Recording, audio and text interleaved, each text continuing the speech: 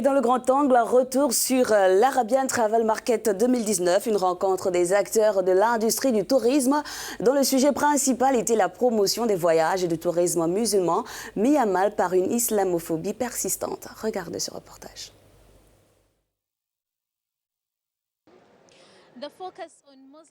L'accent mis sur les touristes musulmans gagne en popularité dans l'industrie.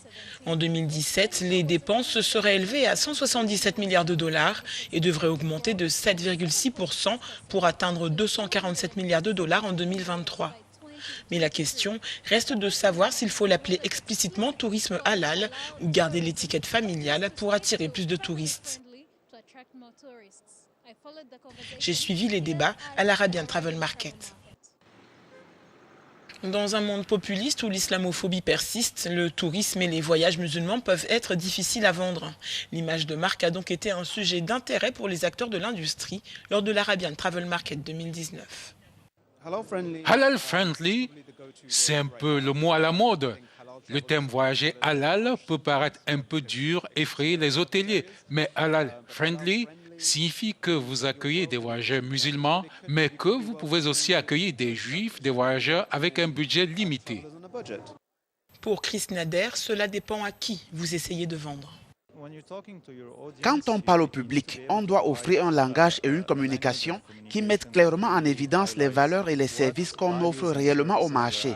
Mais pour les investisseurs qui vont investir dans les hôtels, ouvrir des restaurants favorables au halal, il faut clairement les étiqueter comme halal pour qu'ils comprennent dans quoi ils investissent.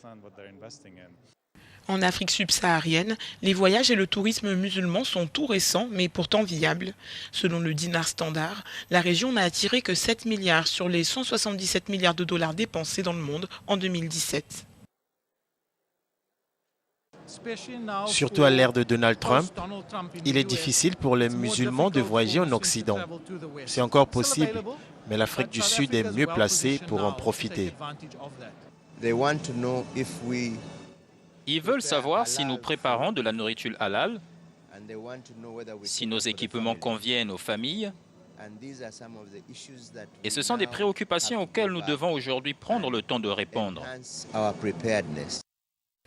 Mais à l'ère de la génération Z, assez libérale et férue de voyage, la nature et les besoins des touristes musulmans connaissent également certains changements.